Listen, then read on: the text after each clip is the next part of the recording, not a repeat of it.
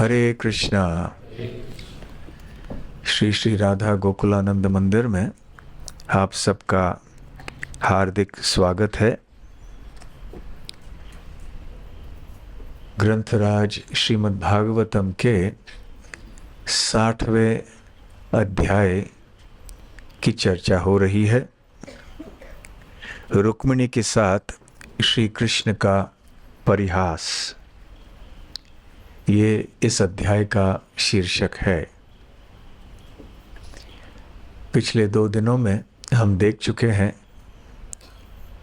कि भगवान श्री कृष्ण अपनी वरिष्ठ रानी रुक्मिणी देवी के साथ परिहास कर रहे हैं। किस तरह का परिहास कर रहे हैं?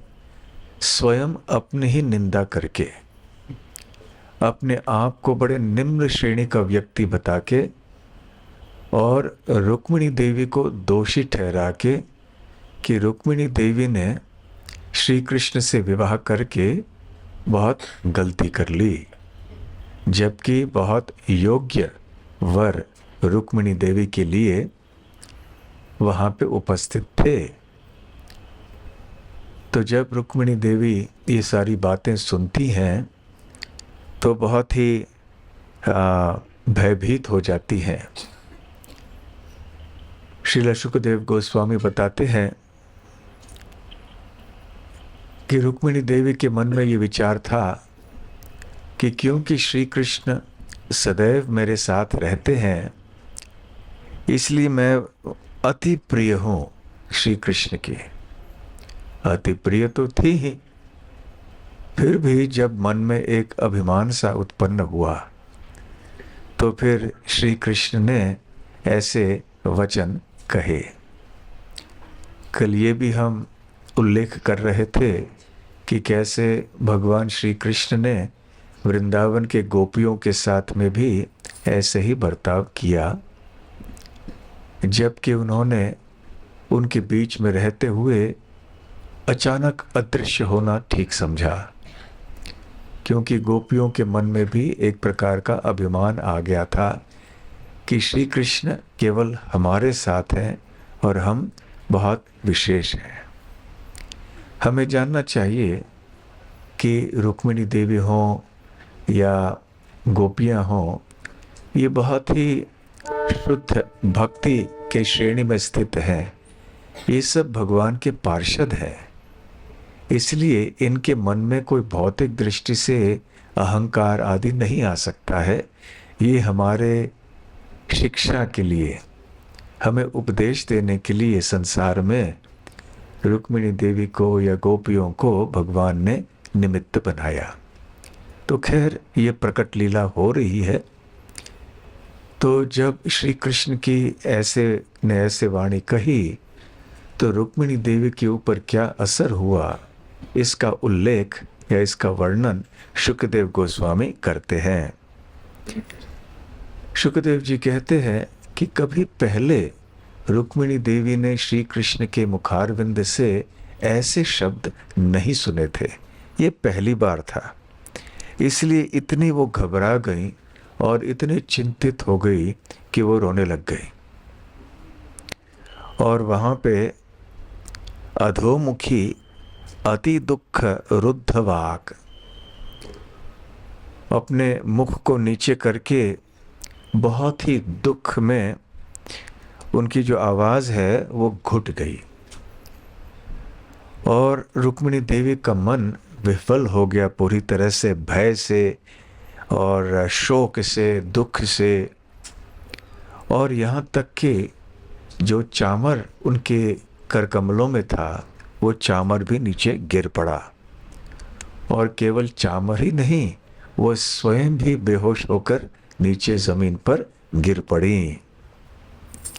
जब श्री कृष्ण ने देखा कि उनकी प्रिय पत्नी की ये दशा हुई है तो वो समझ गए कि रुक्मिणी देवी ने ये नहीं समझा है कि वो केवल परिहास कर रहे थे, उपहास कर रहे थे। करुणः सह अन्वकंपत। भगवान श्री कृष्ण का गुण है करुणा, इसलिए वो करुणः कहलाते हैं, ये भी उनका एक नाम है। और ऐसे करुण श्री कृष्ण के हृदय में अन्वकंपत, अनुकंपा की भावना, कृपा की भावना उत्पन्न हुई। रुक्मिणी देवी की इस दशा को देखकर शीघ्र ही अपनी शैया से उतर के उन्होंने अपना चतुर्भुज रूप प्रकट किया और अपने चारों भुजाओं से उन्होंने रुक्मिणी देवी को उठाया और सांत्वना दी। और फिर वो कहने लगे, शुकदेव गोस्वामी कहते हैं, मामा वैदर्भ्य असूये था, जाने त्वं मत परायणाम। माँ वैदर्भी, नहीं नहीं ऐसे नहीं करना, नहीं करना। कैसे नहीं करना हे वैदर्भी?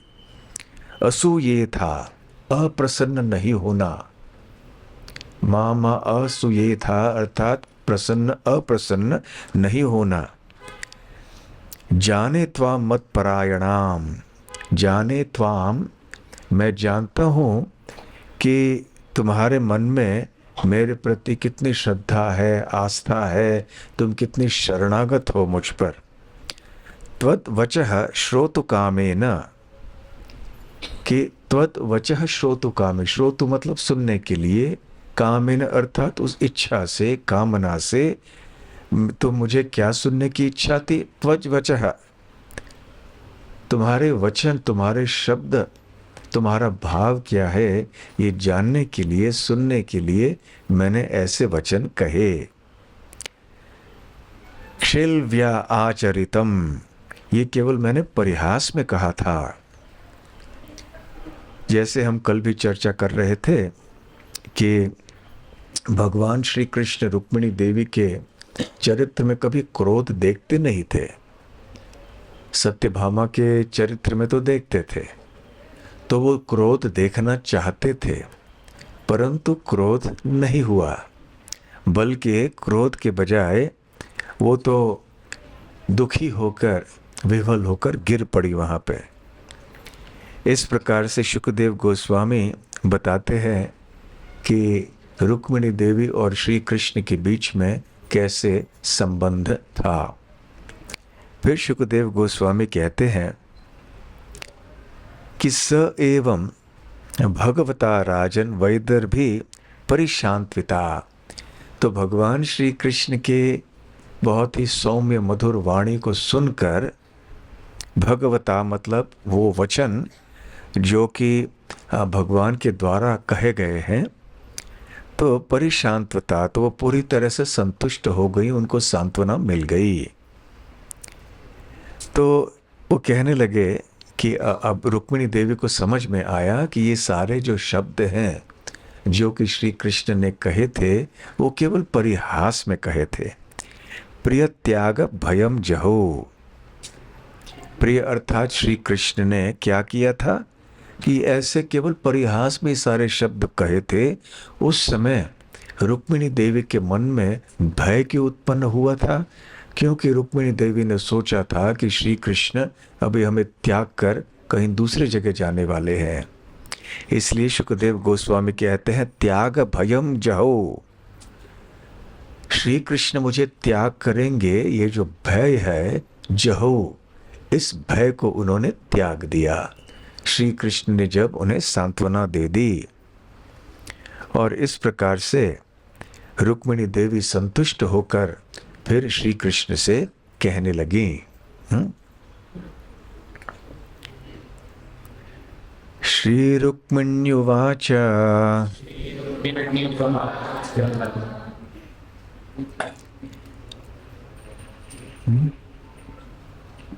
कहीं और से भी आवाज आ रहा है? हाँ, नीचे क्या हो रहा है? अच्छा, नीचे भी भक्त बैठे हैं। अच्छा, सोचे थे ये प्रतिध्वनि कहाँ से आई? नन्वेवमेतदरविन्द विलोचनाः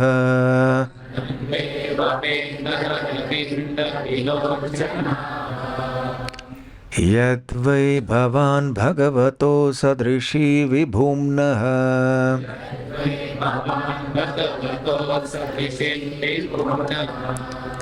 क्व स्वे महिम्न्यभिरतो भगवांस्त्रधीशः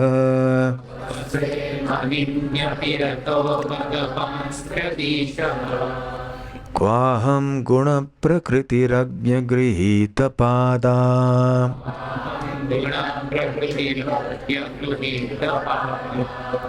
श्रीरुक्मिण्युवाच नन्वेवमेतदरविन्दविलोचनाः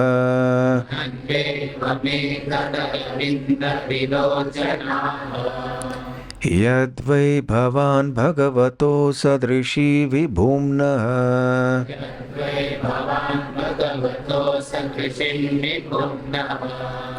क्व स्वे महिम्न्यभिरतो भगवांस्त्र्यधीशः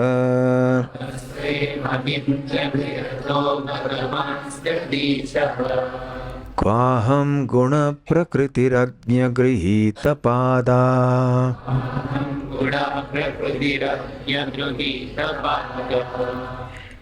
श्री रुक्मिणी ने कहा, हे कमल नयन, आपने जो कहा है वस्तुतः वह सच है। मैं सचमुच सर्वशक्तिमान भगवान के अनुपयुक्त हूँ। कहाँ तीन प्रमुख देवों के स्वामी एवं अपनी ही महिमा में मग्न रहने वाले भगवान, और कहाँ मैं संसारी गुणों वाली स्त्री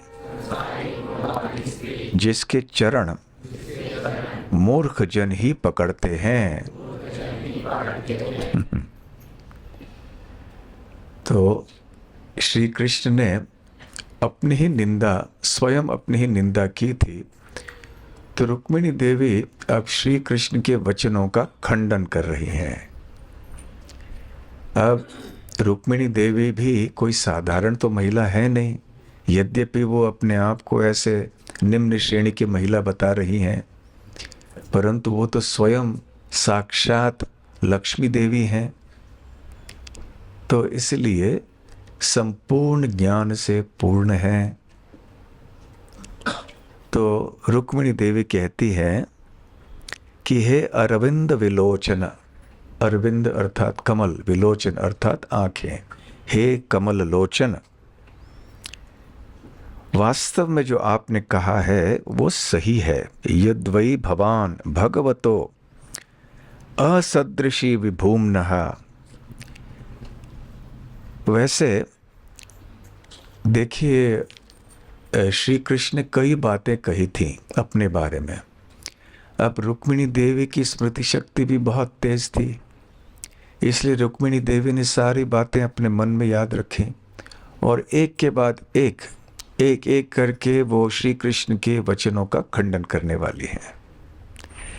तो जो पहली बात, एक बात जो श्री कृष्ण ने कही थी, कस्मानो व वृषे असमान, कि आपने हमें क्यों चुना, क्योंकि हम तो असमान हैं। श्री कृष्ण ने कहा कि कहाँ आप हो, कहाँ मैं हूँ, मेरे में कोई अच्छे गुण नहीं है। तो रुक्मिणी देवी कह रही हैं कि हाँ, आपने जो कहा वो सही है कि हम बराबर की नहीं है, परंतु इसी न्याय को उल्टा करने वाली है। पलट के वो कहती हैं, क्व स्वे महिम्न्य अभिरतः भगवान त्रि अधीशः। क्व मतलब कहाँ, एक तुलनात्मक दृष्टि से कहते हैं। कहाँ आप, कहाँ मैं, इस दृष्टि से हम साधारण भाषा में भी कहते हैं। तो क्वे मतलब कहाँ, कहाँ आप, कहाँ मैं। जैसे सुदामा विप्र भी ऐसे ही कहते हैं, क्वाहम दरिद्र पापीयान क्व कृष्ण श्री निकेतनः ब्रह्म बंधुर इति स्माहम बाहुभ्याम परिरंभितः। जब श्री कृष्ण ने इतना स्नेह दर्शाया सुदामा के ऊपर, तो सुदामा भाव विभोर हो गए और अपने आप को पूर्णतया अयोग्य समझ रहे थे इतना प्रेम स्वीकार करने के लिए श्री कृष्ण के द्वारा। तो जब वो वापस जा रहे थे, वो सोच रहे थे कि मुझ में कौन से ऐसे गुण हैं जिनके द्वारा श्री कृष्ण ने मुझे अपने पास बिठाया, इतना सम्मान दिया, इतना स्नेह दिया। उन्होंने मेरे चरणों को धोया, मेरी आरती की और मुझे तरह तरह के स्वादिष्ट व्यंजन दिए। तो क्वाहम दरिद्र पापी यान, क्व अहम, कहाँ मैं एक दरिद्र गरीब पापी यान मतलब बहुत पापी व्यक्ति, ब्रह्म बंधुर इति स्म अहम, मैं ब्राह्मण भी नहीं हूँ, ब्रह्म बंधु हूँ। ब्रह्म बंधु अर्थात जो जिनका जन्म ब्राह्मण कुल में हुआ है, परंतु उनके अंदर ब्राह्मणों के गुण नहीं है। तो श्रील प्रभुपाद भी इस बात की चर्चा अनेक बार अपने प्रवचनों में करते हैं। ब्रह्म बंधु, तो कहाँ मैं एक दरिद्र पापी व्यक्ति जो ब्रह्म बंधु हूँ, और क्व कृष्ण श्रीनिकेतन, और कहाँ श्री कृष्ण जो लक्ष्मी देवी के निवास स्थान है, क्योंकि लक्ष्मी देवी तो श्री कृष्ण के वक्षस्थल पर निवास करती हैं। फिर भी बाहुभ्याम, अपने भुजाओं से परिरंभितः, श्री कृष्ण ने मुझे आलिंगन किया। इस प्रकार से सुदामा सेवा भी अपने ही मन में जब लौट के आ रहे हैं द्वारका से अपने घर में, वो इस श्लोक को कहते हैं कि कहाँ श्री कृष्ण कहाँ मैं, फिर भी श्री कृष्ण ने मुझे आलिंगन किया। क्व कृष्ण क्व स्म अहम। तो खैर उसी तरह से यहाँ रुक्मिणी देवी कहते हैं क्व भगवान स, क्व भगवान, कहाँ भगवान, स्वे महिम्नि अभिरतः, जो अपने ही महिमा में मग्न है और अपने ही महिमा में आनंद लेते हैं। और त्रिअधीशः,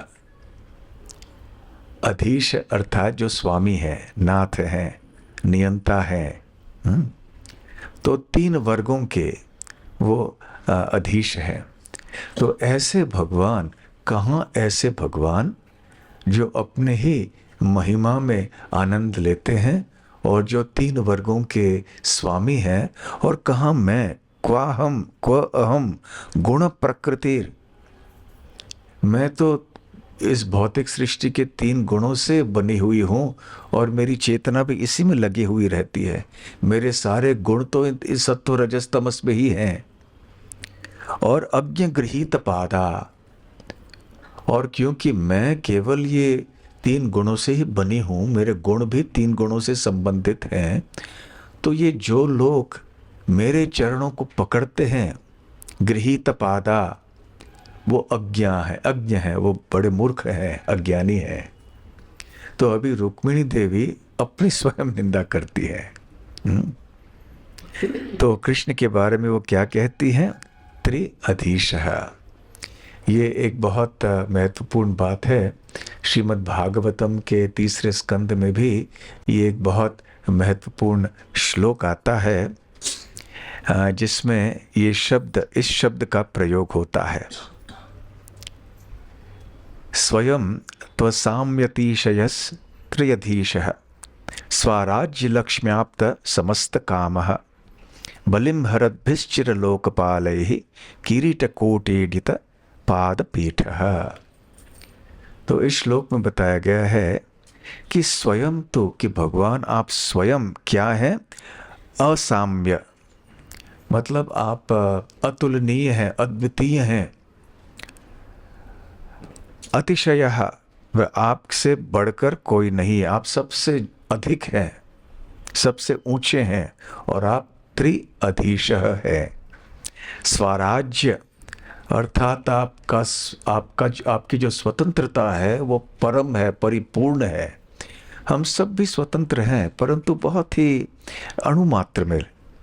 हमारी स्वतंत्रता अधिक नहीं है, बहुत कम है, और जो भी है उसका भी हम लोग दुरुपयोग करते हैं। तो भगवान श्री कृष्ण की स्वतंत्रता संपूर्ण है, स्वराट। और लक्ष्म्याप्त समस्त कामाः, तो उनकी संपूर्ण इच्छाएं लक्ष्मी देवी पूर्ण करती हैं।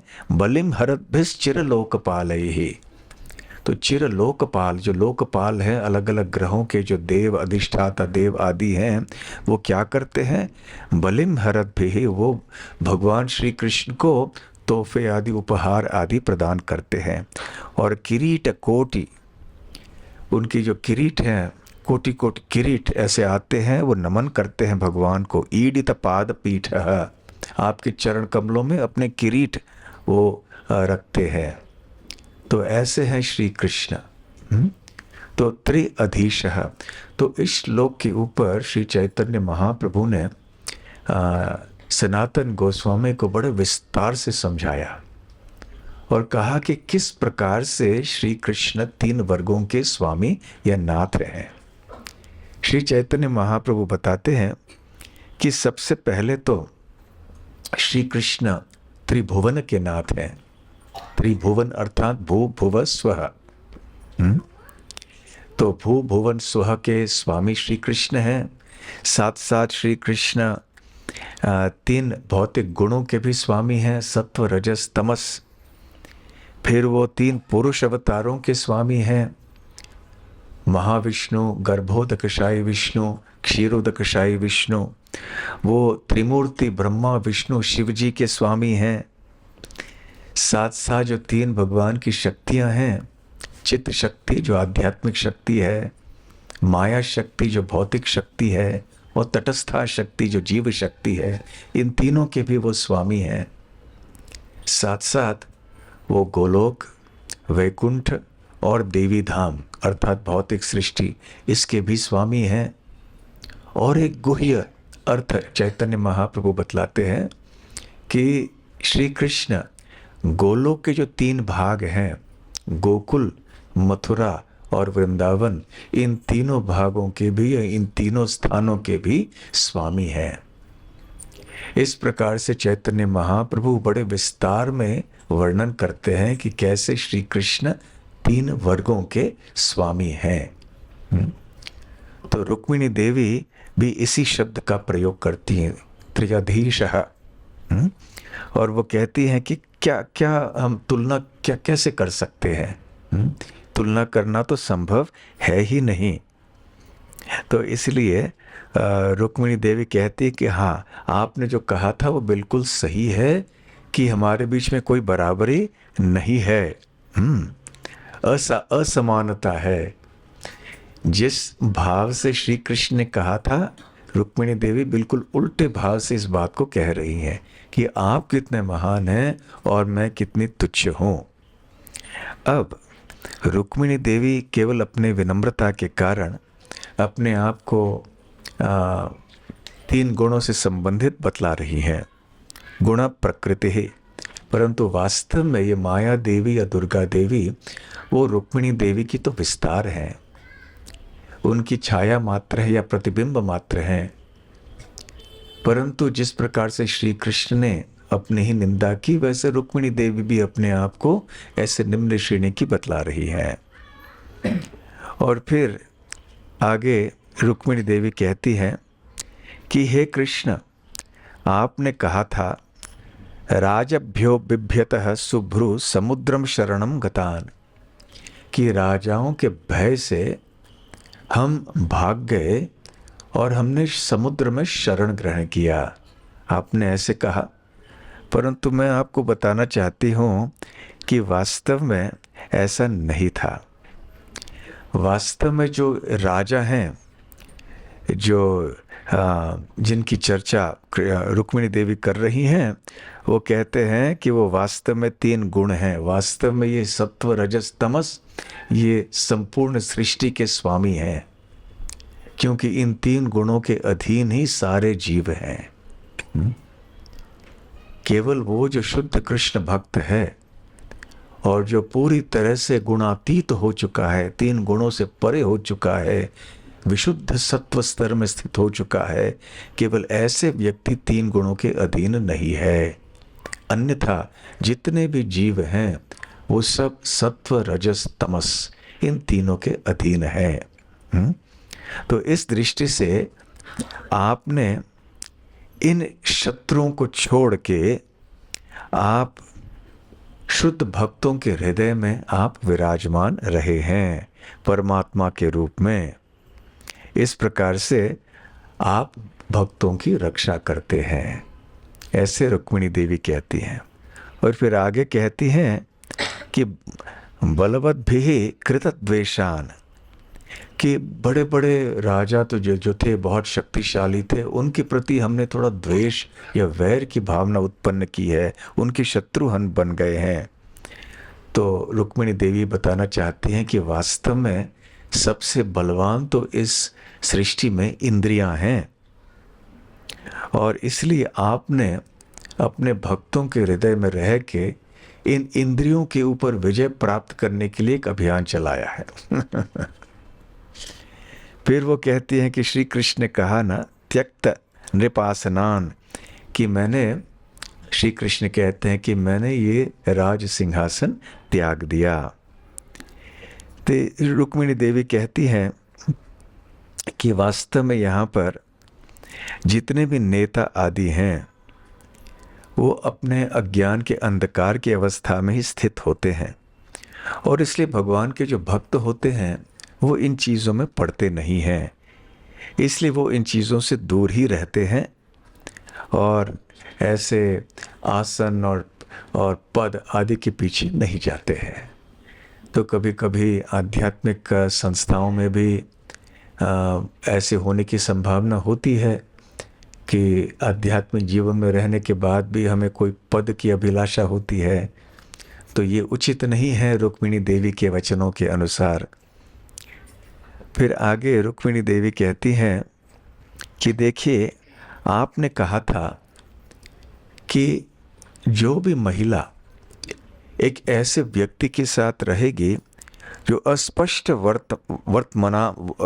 वर्तमानाम अर्थात रास्ता, जिसका रास्ता कुछ स्पष्ट नहीं है, ऐसे व्यक्ति के साथ, या अनिश्चित है, तो ऐसे व्यक्ति के साथ यदि कोई महिला रहेगी तो उसके जीवन में दुख ही आएगा।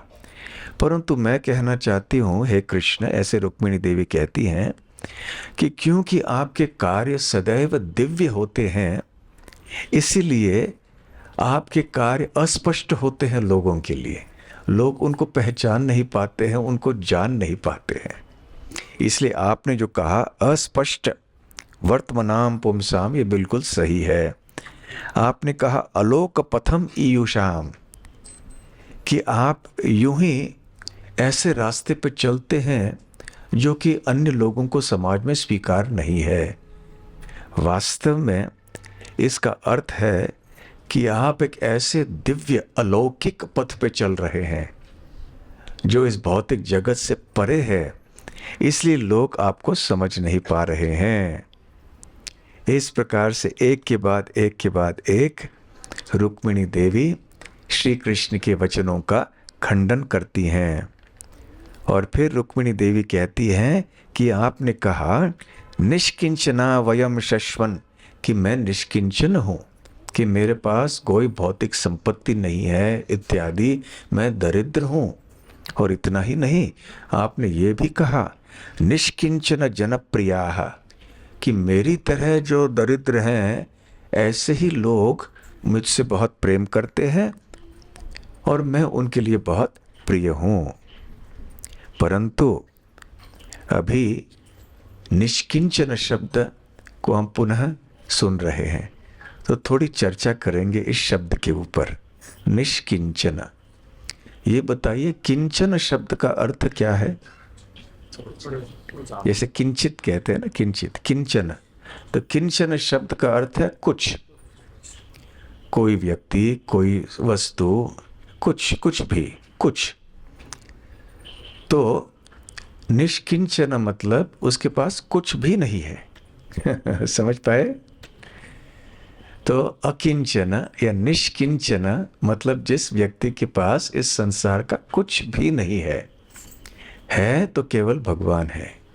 सबसे बड़े धन उनके पास है। तो अभी रुक्मिणी देवी कहना चाहती हैं कि हाँ, श्री कृष्ण अकिंचन या निष्किंचन क्यों है? जब हम कहते हैं कि उनके पास कुछ भी नहीं है, ये इस तरह से नहीं है कि जैसे हम साधारण जीवों के साथ कहते हैं। जैसे कि यदि हमारे पास एक गाड़ी है, नहीं है ऐसे कह रहे हैं, तो यदि हमारे पास एक गाड़ी है तो ये गाड़ी मुझसे भिन्न है।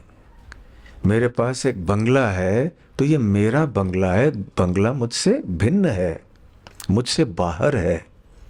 थोड़ी देर के लिए मैंने उसको मेरा है कह दिया, इसके ऊपर थोड़ा नियंत्रण मेरा है थोड़े दिनों के लिए, फिर वो नियंत्रण भी चले जाएगा।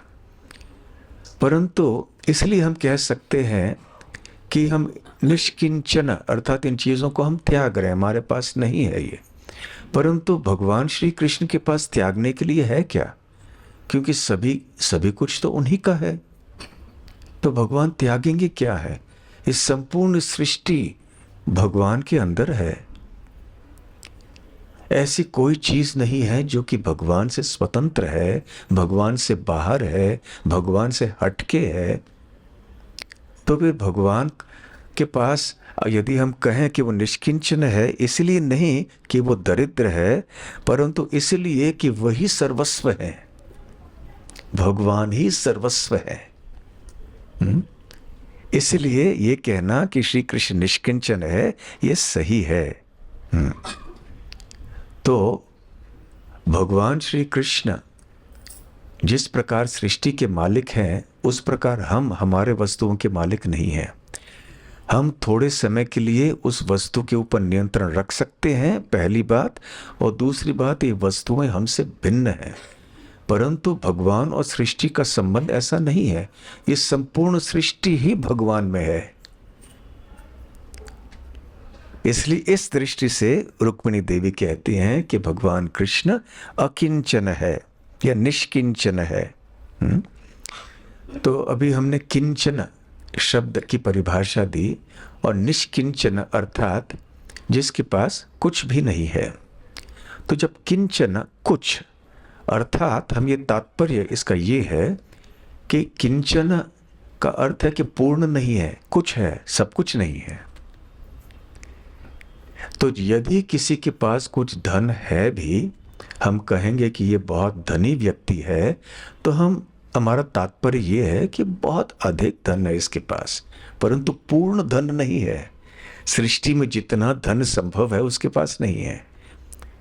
इसलिए किंचन थोड़ा है उसके पास धन, भले वो भारत में सबसे अधिक धनी व्यक्ति माना जाए, विश्व भर में सबसे अधिक धनी माना जाए अन्यों की तुलना में, फिर भी किंचन उसके पास है धन इतना ही।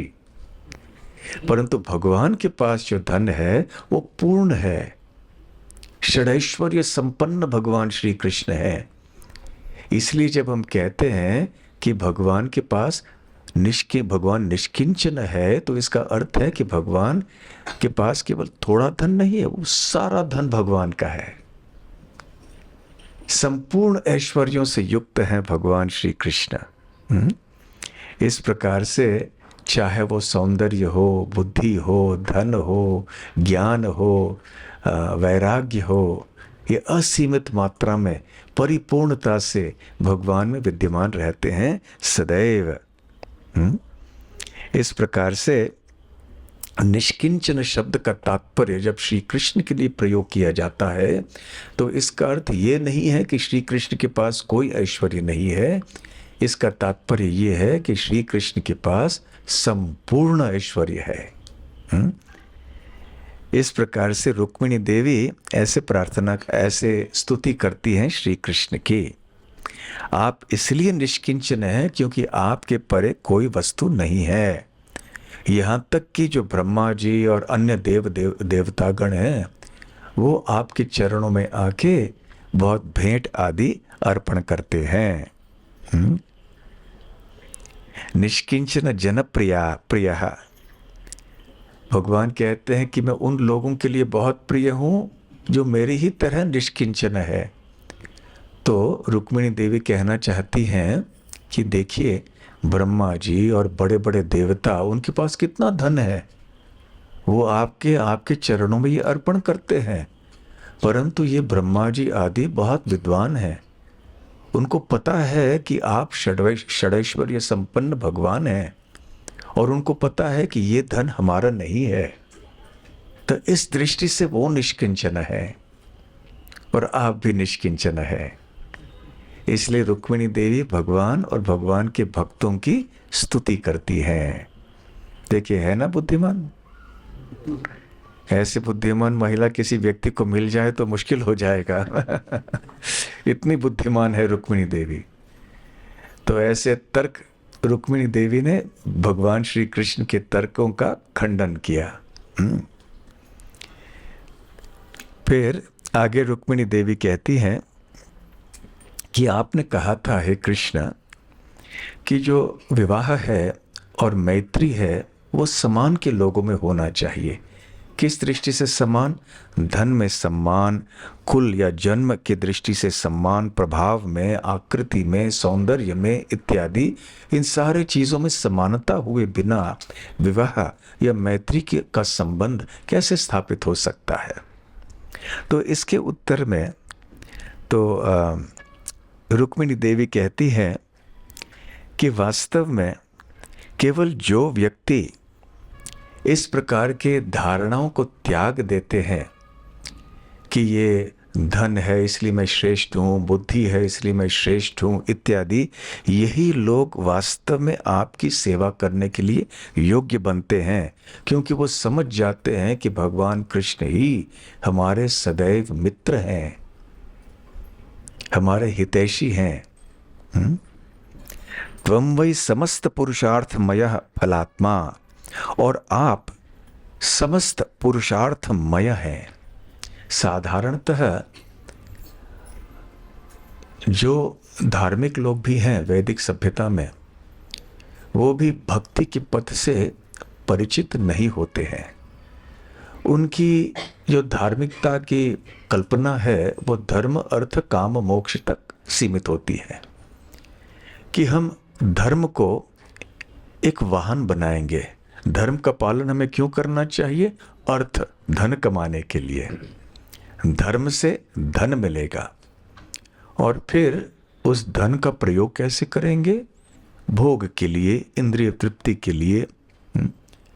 धर्म अर्थ काम, तुम्हारी इच्छाओं की पूर्ति के लिए।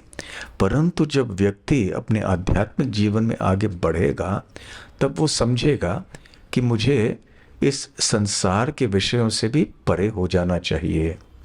फिर वो मोक्ष का विचार करेगा।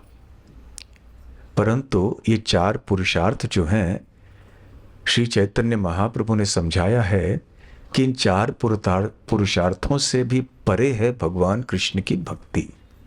पुरुषार्थ अर्थात मनुष्य समाज के लिए उद्देश्य, अंतिम उद्देश्य। तो इसलिए रुक्मिणी देवी कहती हैं कि वास्तव में, या सुखदेव गोस्वामी यहाँ कहते हैं कि भगवान श्री कृष्ण समस्त पुरुषार्थों के मूर्तिमान स्वरूप हैं। तो यदि कोई जीवन की सफलता प्राप्त करना चाहता है तो उसे श्री कृष्ण को प्राप्त करना चाहिए। इस प्रकार से रुक्मिणी देवी एक के बाद एक बहुत सुंदरता से श्री कृष्ण की वाणी का खंडन करती हैं।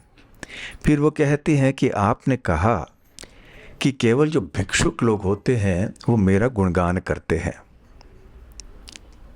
परंतु वास्तव में ये भिक्षुक लोग जो हैं ये परमहंस की अवस्था में स्थित होते हैं।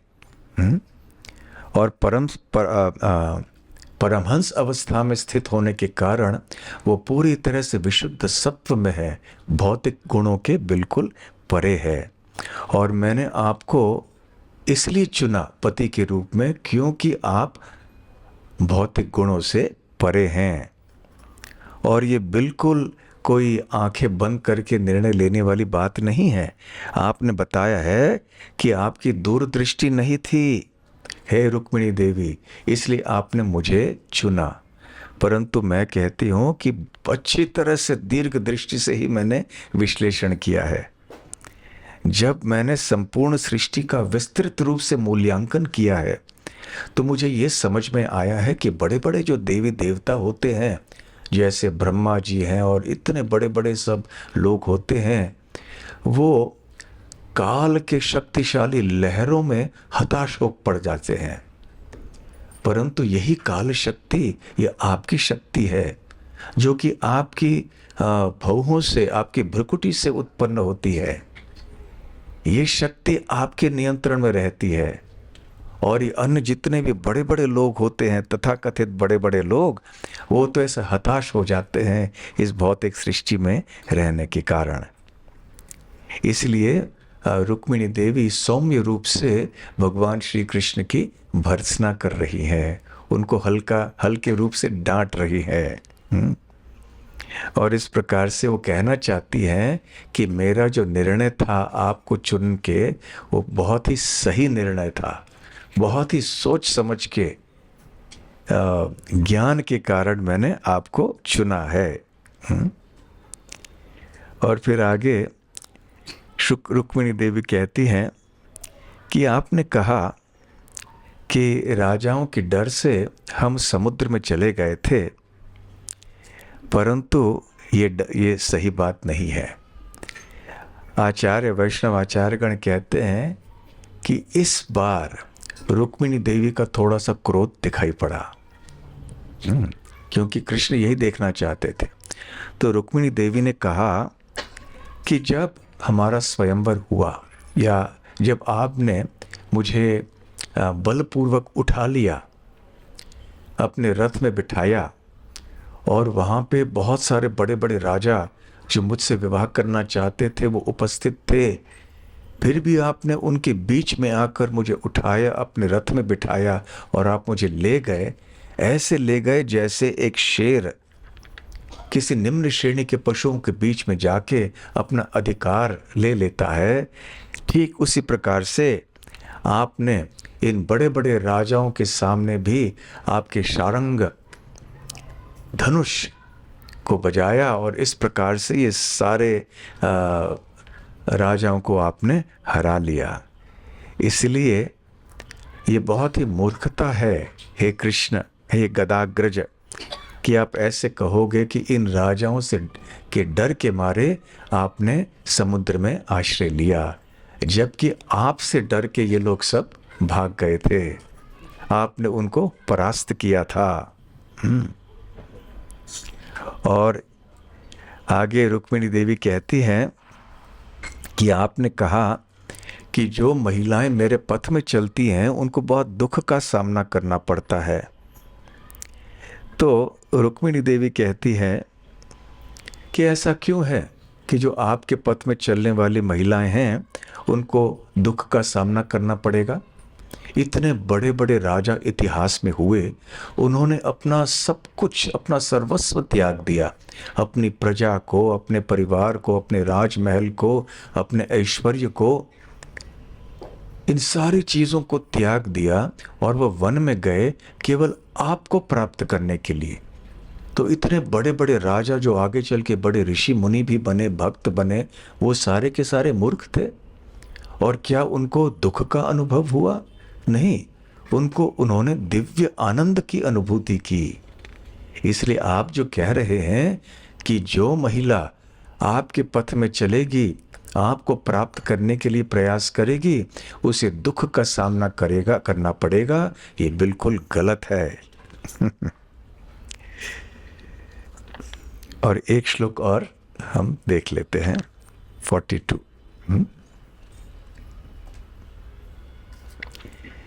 जब रुक्मिणी देवी कहती हैं कि आपने कहा हे कृष्ण कि आप गुणैर्हीनाः, कि आपके अंदर कोई अच्छे गुण नहीं है। वास्तव में आप गुणालय हैं। आलय अर्थात निवास स्थान। आप गुणों के भंडार हैं। बड़े बड़े लोग जो हैं इस भौतिक जगत में, वो कहीं के भी नहीं रह जाते हैं। एक क्षण में उनका सब कुछ समाप्त हो सकता है, परंतु आपके साथ ऐसा नहीं है। तो आइए इस श्लोक का पठन हम करते हैं। कान्यं श्रयेत तव पाद सरोज गंधम,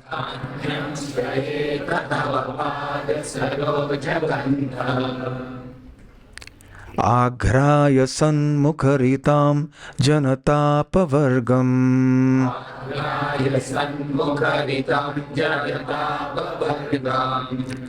लक्ष्म्यालयं त्वविवगण्य गुणालयस्य,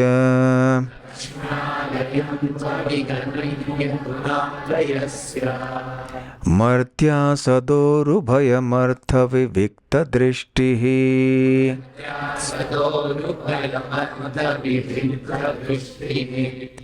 आपके चरण कमलों की सुगंध, जिसकी महिमा बड़े बड़े संत गाते हैं, लोगों को मोक्ष प्रदान करती हैं, और यही लक्ष्मी जी का धाम है। इस सुगंध को सूंघ कर कौन स्त्री होगी जो किसी अन्य पुरुष की शरण में जाएगी? चूंकि आप दिव्य गुणों के धाम हैं, अतः ऐसी कौन सी मर्त्य स्त्री होगी जो अपने सच्चे स्वार्थ को पहचानने की अंतर्दृष्टि से युक्त होकर उस सुगंध का अनादर करेगी और किसी ऐसे पर आश्रित होगी जो सदैव महान भय से आतंकित रहता हो। तो रुक्मिणी देवी अब कह रही हैं कि कौन ऐसी स्त्री है जिसको वास्तव में ज्ञान है, जो आपको नहीं स्वीकार करेगी। कान्यम, कौन ऐसी कन्या है? श्रायेत मतलब जो आश्रय लेगी। तव पाद सरोज गंधम, तव मतलब आपके, पाद सरोज, सरोज अर्थात कमल, तो आपके चरण कमलों के जो मधु का सुगंध है, उसको कौन ठुकरा सकता है? आघ्राय, जिसने सूंघ लिया है। सन्मुखरितम जनतापवर्गम, जब आपके चरण कमलों का जो सुगंध है, इसकी व्याख्या जो संतों ने अपने मुखारविंद से की है सारे जगत में, तो ऐसे वर्णन मात्र से संपूर्ण जगत का उद्धार होता है। अपवर्ग, बल्कि वो मोक्ष की प्राप्ति, मुक्ति की प्राप्ति कर देते हैं। केवल आपके चरण कमलों की महिमा का गुणगान सुन के संतों के मुखारविंद से। लक्ष्म्यालयम तो अविगणय्य गुणालयस्य, तो आप गुण के आलय हैं, और साथ साथ में वास्तव में आप लक्ष्मी देवी के भी निवास स्थान तो है ही, परंतु आप अवश्य लक्ष्म्यालयम, लक्ष्मी के भी आप निवास स्थान हैं, और सारे गुणों के भी आप भंडार हैं। ऐसे रुक्मिणी देवी कह रही है। मर्त्या सदोर भयम अर्थ विविक्त दृष्टि ही, तो कौन ऐसे महिला है जो अपना हित जानते हुए आपको स्वीकार नहीं करेगी? दूसरे शब्दों में, ये केवल महिलाओं के लिए नहीं है, ये सबके लिए है। भगवान श्री कृष्ण को छोड़ के यदि हम अन्य व्यक्तियों के आश्रय में जाते हैं और हम सोचेंगे कि इनसे हमें सुख मिलेगा, इनसे हमें जीवन की समृद्धि प्राप्त होगी, तो ये गलत है। जो वास्तव में अपना हितैषी है, चाहे वो पुरुष हो, स्त्री हो, यदि वो अपना भला चाहते हैं, तो उन सबको श्री कृष्ण के चरण कमलों का आश्रय स्वीकार करना चाहिए। ये तात्पर्य है, अभिप्राय है रुक्मिणी देवी के इस वचन का। यहाँ तक यहाँ के पुरुषों की बात है और महिलाओं की भी बात है, परंतु रुक्मिणी देवी महिला होने के कारण पुरुषों की बात कर रहे हैं। तो कहते हैं कि यहाँ पे थोड़ी सी समस्या हो जाती है तो बिल्कुल निस्सहाय हो जाते हैं, उनका शरीर भी नश्वर होता है, परंतु आप इस प्रकार के पुरुष नहीं हैं, क्योंकि आपका शरीर दिव्य है, आपका शरीर सच्चिदानंद रूप है, इसलिए आप ही योग्य व्यक्ति हैं हम सबको प्राप्त करने के लिए। और यही जो बात है कि भगवान श्री कृष्ण और इस संसार के लोगों के शरीर में क्या अंतर है, अभी रुक्मिणी देवी बाद वाले श्लोक में बताएंगी। ये बहुत शक्तिशाली श्लोक है, थोड़ा हमको हिला देने वाला श्लोक है, तो अभी प्रवचन के अंत में हिलाना नहीं चाहिए, वो प्रारंभ में करें तो फिर ठीक होता है। इसलिए इस श्लोक की चर्चा हम कल शाम को प्रारंभ में करेंगे।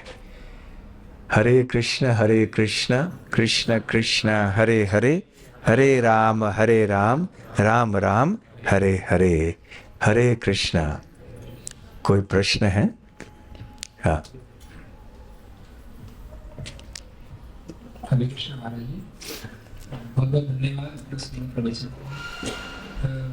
महाराज जी, एक प्रश्न ये है कि जैसे कुछ लोग बोलते हैं कि जीव जो है आध्यात्मिक जगत से भौतिक जगत में आता है, और कुछ कहते हैं कि कभी भी आध्यात्मिक जगत में रहा ही नहीं जीव, यहीं पे भौतिक जगत से।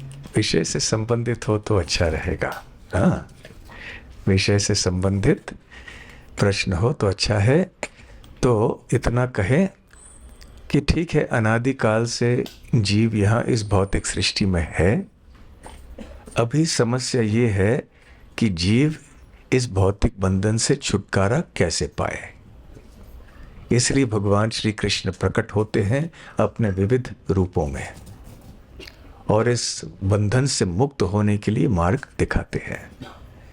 तो श्रीमद् भागवतम के कथा का श्रवण कीर्तन करके, हरि नाम का श्रवण कीर्तन करके, भगवान के विविध प्रकार की सेवा करके हम चले जाएंगे।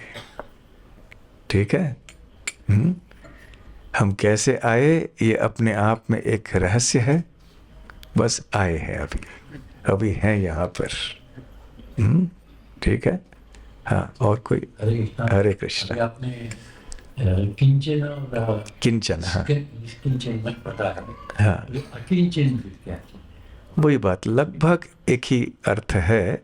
सूक्ष्म कोई अंतर हम बतला सकते हैं, परंतु जहाँ तक श्रीमद् भागवतम में है, निष्किंचन और अकिंचना दोनों शब्दों का अर्थ लगभग एक ही है कि जिनके पास कोई भौतिक धन नहीं है। साधारण भाषा में निष्किंचन अर्थात जिसके पास कोई धन नहीं है, जो दरिद्र है। परंतु आध्यात्मिक दृष्टि से जब इस शब्द का प्रयोग किया जाता है, इसका अर्थ है केवल कोई साधारण गरीब व्यक्ति नहीं, जिसने जानबूझ के ऐसे तपस्वी जीवन को स्वीकार किया है, भौतिक ऐश्वर्य आदि को त्याग दिया है जानबूझकर, स्वेच्छा से भगवान की प्राप्ति के लिए, और इस कारण से वो भगवान के बहुत प्रिय हैं। तो जिन्होंने भौतिक संसार का धन प्राप्त किया, त्याग किया है और भगवान को प्राप्त किया है। परंतु कल जैसे हम बता रहे थे, चाहे व्यक्ति के पास धन हो या न हो, व्यक्ति निष्किंचन हो सकता है। जैसे सुदामा को उदाहरण कल दिया था, सुदामा के पास जब धन नहीं था वो संतुष्ट थे, जब धन आया फिर भी वो धन से आसक्त नहीं रहे।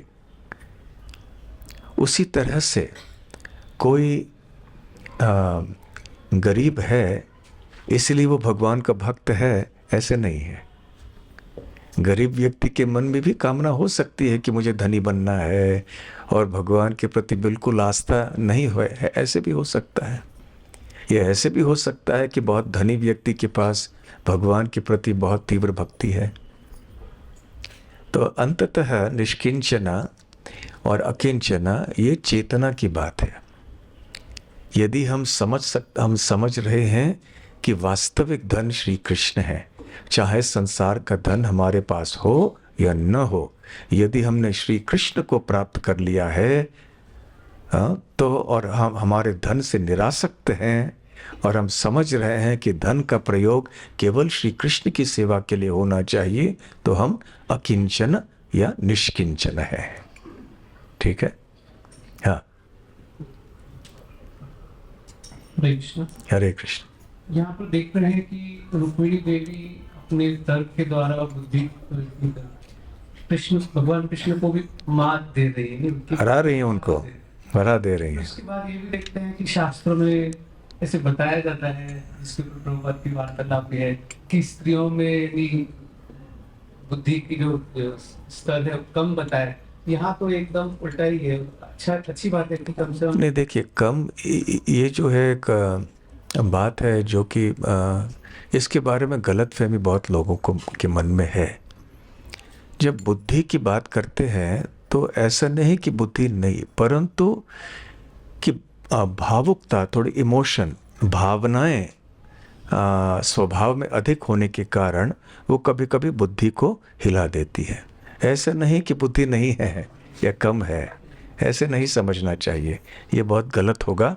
परंतु जब दार्शनिक बातें आती हैं जीवन में आदि सब करने के लिए, तो जो इमोशंस होते हैं, भावनाएं होती हैं, उनकी प्रधानता चित्त में होने के कारण वो कभी कभी बुद्धि के सही उपयोग में बाधा डालते हैं। इसलिए कभी कभी जब निर्णय लेने होते हैं ना, तो बहुत तीव्र भावनाएं बीच में आ गई ना, तो हम सही निर्णय नहीं ले सकते हैं। और यहाँ पे जैसे रुक्मिणी देवी की जो गुणों की बात है, तो वो लक्ष्मी देवी से अक्सर उनकी तुलना कर रही है। तो ये बट लक्ष्मी देवी तो राधा रानी से ही आती है, तो क्यों नहीं कहीं पे भी राधा रानी का ऐसे जिक्र है? क्योंकि सुखदेव गोस्वामी को केवल 7 दिन थे परीक्षित महाराज को कथा बताने के लिए, और राधा रानी का नाम लिया तो सुखदेव गोस्वामी भाव विभोर होकर गिर पड़ते, और ऐसे गिर पड़ते, कथा नहीं कर पाते, तो परीक्षित महाराज का क्या होता? परीक्षित महाराज उनसे कथा सुनने के लिए आए थे। ठीक है, तो बहुत बहुत धन्यवाद। कोई सूचनाएं हैं अभी? अच्छा, अंतिम प्रश्न, छोटा प्रश्न। जैसे कृष्ण कथा चल रही 3 दिन से, तो आप बता रहे कि कृष्ण महान है, और शास्त्र से कहा है, और अभी ये रुक्मिणी भी बोलती है, सब लोग बड़े बड़े देवता आपको शरण आते हैं, आपको मानते हैं। फिर भी अभी आपने प्रवचन में बोला कि रुक्मिणी होशियार ज्ञानी है बोला, और बाद में बोलते हैं कि उसका थोड़ा क्रोध दिखाई दिया, थोड़ा। हाँ, तो उसको जानते हुए भी वो भी क्रोध दिखाया, तो थोड़ा हमको भी थोड़ा ये होता है। क्योंकि उन्होंने बताया कि आप ऐसे कैसे कह सकते हो कि इन राजाओं के डर के मारे, भय के मारे आप समुद्र में चले गए। आपको कोई डर नहीं उनके प्रति, बल्कि आपने उनको इस तरह से हरा दिया, मुझे आपने उनके बीच में से ऐसे उठा लिया जैसे एक शेर निम्न श्रेणी के पशुओं के बीच में जाके अपना अधिकार स्थापित कर लेता है। तो रुक्मिणी देवी बताना चाह रही है कि जो श्री कृष्ण बोल रहे हैं वो गलत है। ठीक है, बहुत बहुत धन्यवाद। श्रील प्रभुपाद की जय। गौर प्रेमानंदे हरि हरि बोल।